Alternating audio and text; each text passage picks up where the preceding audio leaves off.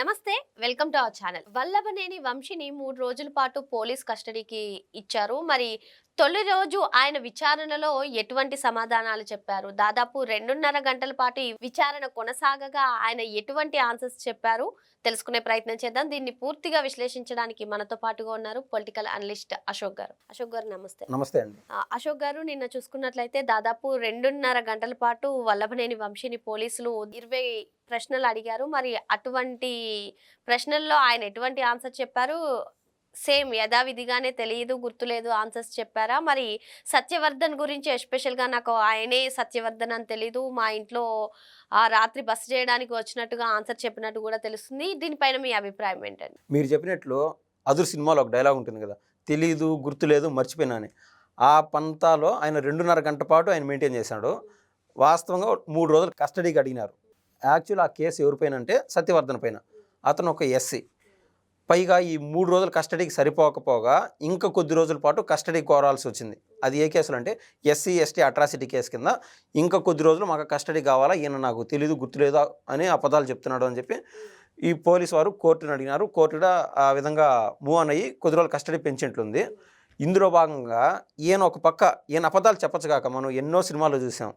ఏ విధంగా అంటే ఇతను అబద్ధాలు చెప్తామంటే ఆ క్రైమ్లో ఎవరైతే ఇన్వాల్వ్ అయినారో ప్యారలల్గా వేరే ప్యారలల్గా వేరే చోట కూడా మిగిలిన 2 నిందితులు ఎవరైతే ఉన్నారో లక్ష్మీపతి అనే అతను, అదేవిధంగా శివరామకృష్ణ ప్రసాద్ అనే అతన్ని, ఇద్దరిని కూడా దాదాపు అంటే సిఐ రేంజ్ అధికారులు విచారణ చేశారు. మిగిలిన ఇద్దరిని కూడా ఇతను ఒకవేళ అబద్ధం చెప్తా ఉన్నా కూడా మిగిలిన వారిద్దరు కూడా ఇదే రూట్లో ఉంటారు కదా. వాళ్ళు ఏదైతే తప్పు చేశారో మన విజువల్స్ వచ్చినాయి సీసీ కెమెరాల్లోనూ అది ఇది. మీరు విశాఖపట్నానికి ఎందుకు పోయారు, ఆ రోజు మీతో పాటు సత్యవర్ధన్ ఎందుకున్నాడు? దాంతోపాటు వాళ్ళు అడిగిన ప్రశ్న ఏంటంటే మీ అపార్ట్మెంట్కి అంటే తాడేపల్లిలో ఒక అపార్ట్మెంట్ ఉందండి ఆయనకు సంబంధించింది. తాడేపల్లికి సత్యవర్ధన్ ఎందుకు వచ్చాడు అని అడిగితే ఈయన నుండి నాకు ఆయన ఎవరో తెలీదు, ఆయన ఆకలంటే నేను నా దగ్గరికి తీసుకున్నాను, ఒక్కరోజు బస్సు ఉండి మా వాళ్ళతో పాటు వెళ్ళినాడు, అసలు ఆయన ఎవరో కూడా నాకు తెలియదు అనే పంతాలో ఈయనైతే చెప్పడం జరిగింది. అది ఏ విధంగా అర్థం అవుతుందో నాకు అర్థం కాదు. నాకు తెలియదు అని చెప్తున్నాడు. మన విజువల్స్లో క్లియర్ కట్గా ఎక్కడ సత్యవర్ధన్ ఉంటే పక్కనే వల్లభనేని వంశీమోహన్ కూడా ఉన్నాడు. ఆ సీసీ కెమెరాల్లో కావచ్చు, బయట భవనం బయట కూడా ఫుటేజ్ మనం చూస్తే అర్థమవుతుంది. అది ఏ పంతాలో ఆయన నాకు తెలియదు అని చెప్తున్నాడో ప్రజలు అర్థం చేసుకుంటారు. ఆల్రెడీ పోలీసులకంటూ అర్థమైంది. దాంతోపాటు ఆయన అడిగిన కొన్ని ప్రశ్నలు ఏంటంటే మీరు ఎన్ని మొబైల్స్ వాడతారు అని అడిగారు. కరెక్ట్గానే చెప్పినాడు. 3 మొబైల్స్ అని చెప్పినారు. అవి ఎక్కడున్నాయంటే నాకు సేమ్ అదే రూట్న నాకు తెలీదు, ఎట్టపోయినాయో కూడా తెలియదు అని చెప్పి. మొబైల్స్ వాడితే ఒక్క మొబైల్ కూడా ఎక్కడుందో గుర్తులేదండి. ఒక్కటి కూడా కనీసం వాళ్ళ భార్యతో అయినా కాంటాక్ట్ ఉంటాడు కదా, వాళ్ళ పిల్లలతో అయినా కాంటాక్ట్ ఉంటాడు కదా. అవి ఎక్కడున్నాయి అనేది కూడా చెప్పలేకపోతున్నా. అంటే ఆయన ఏమన్నా మిగిలిన వైసీపీ వాళ్ళకు మాదిరిన ఆయన కూడా మతి ఏమన్నా భ్రమించిందా, లేదా జగన్మోహన్ రెడ్డి చెప్తున్నాడు కదా నాకు అసలు మొబైల్సే వాడేది తెలీదు, మొబైల్లే వాడనని. అటువంటి వాళ్ళకి వాట్సాప్ గవర్నెన్స్ గురించి ఏం తెలుస్తుంది? వాళ్ళు మళ్ళీ టెక్నాలజీ గురించి మాట్లాడడం అదొక హాస్యాస్పదంగా ఉంటుంది. అదే రీతి నిన్న మన వార్తలు చూసామండి క్లియర్ కట్గా. అంటే విజిలెన్స్ అధికారులు వెలికి తీసిన నివేదికలో ఏమైందంటే 196 కోట్లు ఏకంగా మనము గతంలో చంద్రబాబు గారు పట్టిసీమ ప్రాజెక్టు కట్టాడు. పోలవరం లేట్ అవుతుందని రాయలసీమ ప్రజలకి దాహర్తి తీర్చేదానికోసం పట్టిసీమ ప్రాజెక్టు 1 సంవత్సరంలో కంప్లీట్ చేశాడు పూనుకున్న తర్వాత. అప్పుడు ఏదంటే కాలువతో వేదానికి మట్టి తీస్తారు కదా, ఆ మట్టిని కూడా దోచుకున్నాడు. ఆ మట్టి ఒక పక్క, అదేవిధంగా గ్రావెల్స్, గనులు, వీటన్నిటిలో 196 కోట్ల మేర కబ్జా చేసినాడు. కబ్జా చేసి ఆ డబ్బులు లూటీ చేసినాడు. వీటన్నిటికీ సంబంధించిన ఇన్ఫర్మేషన్ ఆ మొబైల్స్లో ఉంది. అది ఆ విధంగా కాకుండా కూడా ఏదో ఒక విధంగా పోలీసులు అంటూ దాన్ని వెలికి తీస్తానని అయితే నేను నమ్ముతున్నాను. అదేవిధంగా ఆయన ఎన్ని కార్లు వాడతారు అని చెప్తే 2 కార్లు అని చెప్పినాడు. ఒకటి ఆడి క్యూ వాడుతున్నాడంట, ఇంకొకటి బెంజ్ కారు వాడుతున్నాను అని చెప్పినాడు. నెంబర్తో సహా 0333 అని ఆ నెంబర్ కూడా చెప్పగలిగినాడు. కానీ ఆయన మొబైల్స్ ఎక్కడ ఉండేది చెప్పలేదు. తద్వారా పోలీసు వాళ్ళు ఇంకా కొద్ది రోజులు కస్టడీకి అడిగినారు. దానికి కూడా కోర్టు వారు శాంక్షన్ చేసినట్లు ఉందండి. టీడీపీ కార్యాలయంపై దాడి గురించి అడిగినప్పుడు పట్టాభి అక్కడికి వచ్చి గన్నవరంలో రెచ్చగొట్టే విధంగా వ్యాఖ్యలు చేశారు. అందుకే మేము ఇటువంటివి చేశాము అన్నట్టుగా కూడా ఆయన చెప్పినట్టుగా తెలుస్తుంది. మరి నిజంగానే ఆ రోజు పట్టాభి గారు రెచ్చగొట్టే వ్యాఖ్యలు చేశారా? మరి ఏంటండి? పట్టాభి గారి విషయం మీరు చూస్తే ఇప్పటికీ పబ్లిక్ డొమైన్లో ఉన్నది. యూట్యూబ్లో చూసిన అర్థమవుతుంది. పట్టాభి గారి ఇంటిని ధ్వంసం చేశారు. అదేవిధంగా ఆయన కారు పగలగొట్టారు.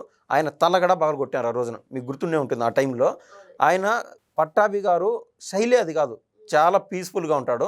గతంలో గన్నవరం ఎమ్మెల్యే నుంచి పోటీ చేసినటువంటి యార్లగడ్డ వెంకట్రావుకి ఫోన్ చేసి నీ ఇంటికి వస్తున్నాను, నీకు సన్మానం చేయాలా అని బెదిరింపు కాల్స్ కూడా చేశాడు. అది కూడా పబ్లిక్ డొమైన్లో ఉంది.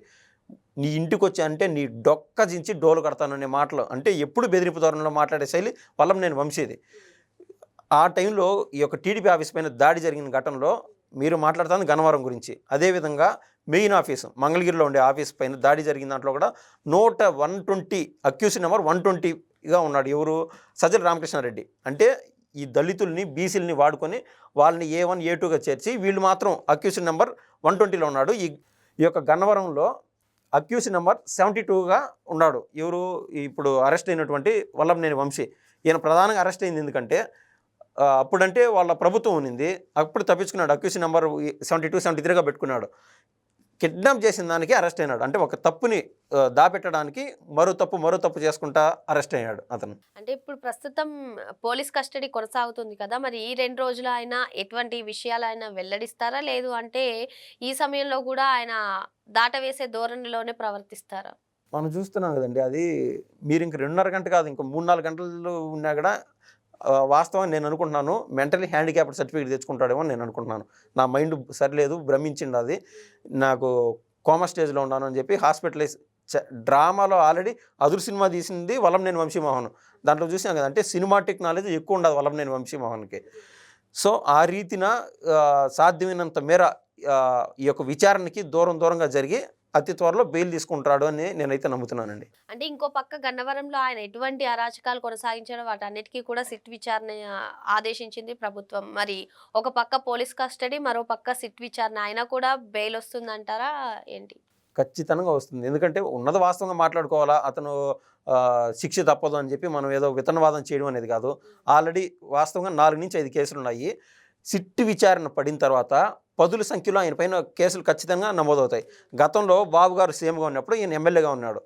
పబ్లిక్లో అంటే ఏ యొక్క సోషల్ మీడియా ఛానల్స్ వచ్చి మాట్లాడినా కూడా ఆయన ఏం చెప్పినంటే బాబు గారిని ప్రశంసిస్తూ, మాకు సైట్లు అంటే పేదల కోసం ఏదైతే స్థలాలు కావాలో వాటి కోసం బాబు గారి దగ్గరికి వెళ్ళినప్పుడు ఇమ్మీడియట్గా 1-2 రోజుల్లోనే ఆయన శాంక్షన్ చేసి పేదల కోసం ఆయన పట్టాలు శాంక్షన్ చేయడం జరిగింది అని చెప్పినాడు. అక్కడి దాకా బాగానే ఉంది. కానీ వైసీపీ ప్రభుత్వంలోకి వచ్చాక ఈ పట్టాలని ఇల్లుగా మారకముందే వీళ్ళు హస్తగతం చేసుకొని వాటిని కూడా కబ్జా చేసిన కేసులో ప్రధానంగా ఉన్నాడు. ఒక్కరు కాదు కదా పెట్టేది. ఇప్పుడు నా ఇల్లు నేను కోల్పోయింటాను, ఆటోమేటిక్గా నేను కేసు పెడతా. ఈ రకాన పదుల సంఖ్యలో ఆయన పైన అయితే కేసులు నమోదవుతాయని నేనైతే అనుకుంటున్నానండి.